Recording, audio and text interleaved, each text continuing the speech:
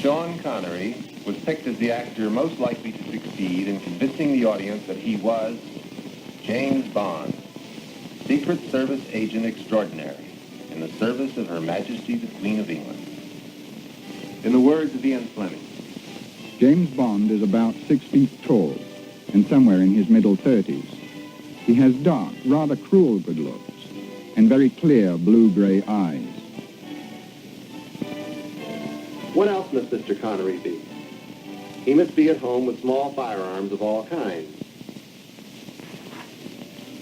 such as this .25 caliber Beretta, Bond's favorite weapon. A small gun, it is only accurate at fairly close range. And Bond always seems to be at close range with his enemies. At any rate, the producers were satisfied that Mr. Connery seemed to find the little gun as comfortable a handle as did the original Mr. Bond.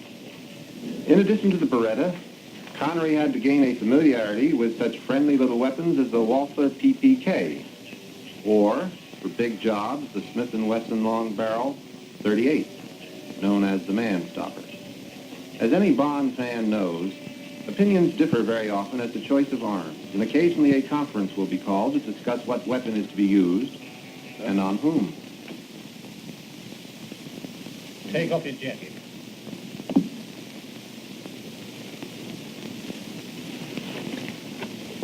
Give me your gun. Yes, I thought so. This Beretta again. I've told you about this before. You tell him. It's the last time. Nice and light. In a lady's handbag. No stopping power. Any comments, 007? I disagree, sir. I've used the Beretta for 10 years. I've never missed with a jet. Yeah, maybe not. But it jammed on your last job and you spent 6 months in hospital in consequence. If you carry a 00 number, it means you're licensed to kill, not get killed. And another thing. Since I've been head of MI6, there's been a 40% drop in 00 operative casualties, and I want it to stay that way. You'll carry the Walter. Unless, of course, you prefer to go back to standard intelligence duties. No, sir.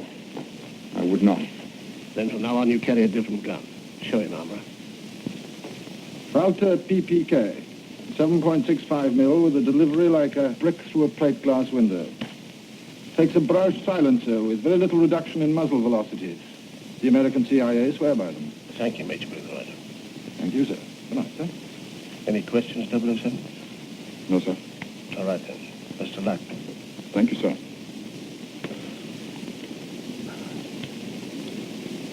007? Sir? Just leave the Beretta.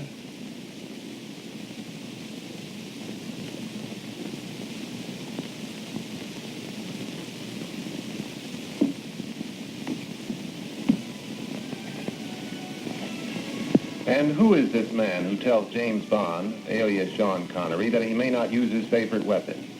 He is, of course, Bond's employer, known only as M. And here, too, the producers were faced with the problem of finding a man who would most closely fit Fleming's description of M. The weather-beaten face that Bond knows so well, that holds so much of his loyalty, the quiet gray eyes, the little pulse that always beats high up on the right temple whenever M is tense. As a cover, cloak and dagger word for disguise, M is managing director of Universal Exports Company. The offices of this company are coincidentally on the 8th floor of a building in Regent's Park, the home of the British Secret Service. Sean Connery will have to convince many people that he is a simple, peace-loving man, James Bond, dealing in import-export. But his employee's number is 007. And this 00 prefix is his license to kill.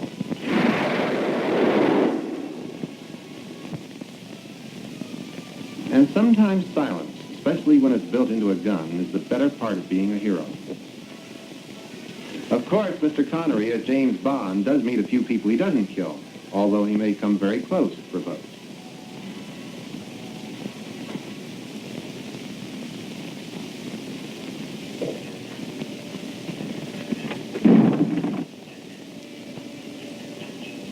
And how provoking can one be?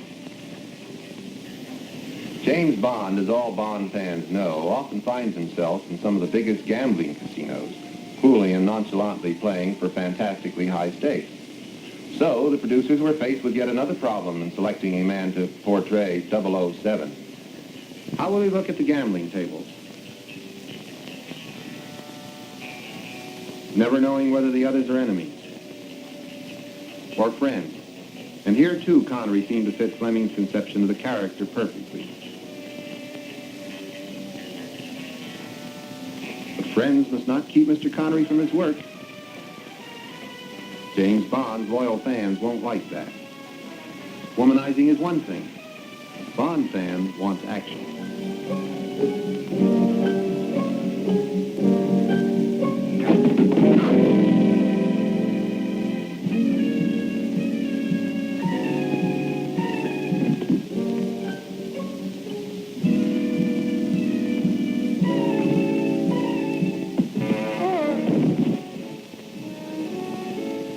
Get up.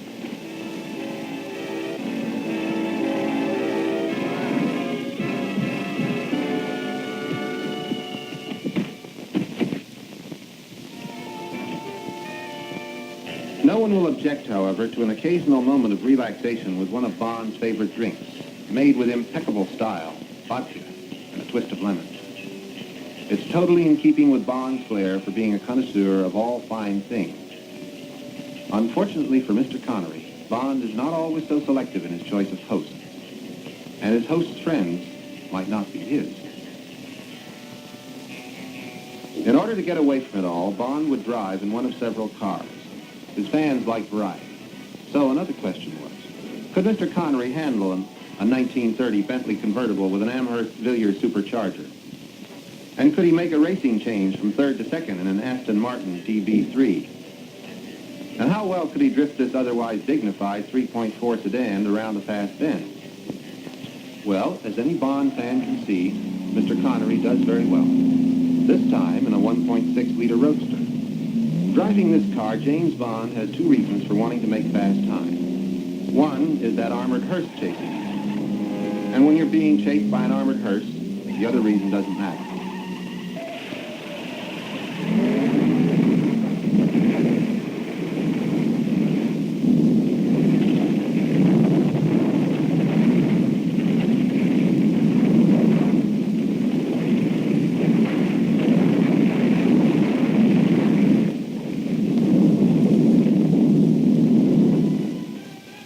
Other than danger and excitement, James Bond must seem erudite, knowledgeable about such things as seashells, etc.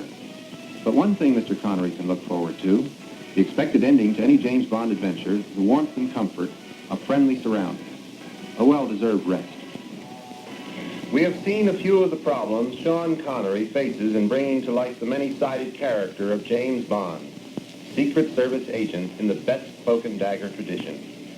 Here, on the set of Dr. No, Connery discusses with Ian Fleming some of the finer points of secret servicing, a topic Fleming is well equipped to discuss. Many of James Bond's experiences have some basis in fact, facts that Fleming came across while serving as assistant to Britain's Director of Naval Intelligence during World War II, and which he has used to embroider the exciting adventures of Secret Agent 007, James Bond.